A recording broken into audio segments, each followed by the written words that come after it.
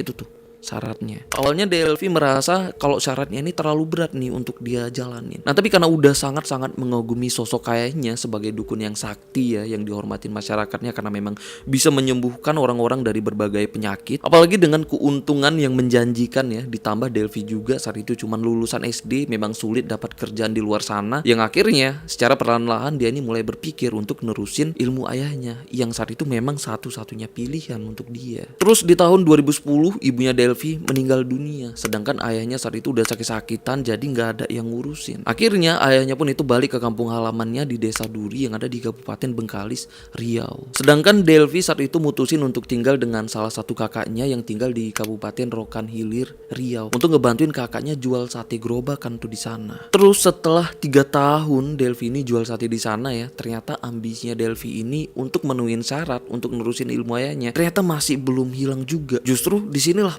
puncaknya yang memang akhirnya ya di bulan Januari di tahun 2013 akhirnya dia memilih untuk mulai melakukannya.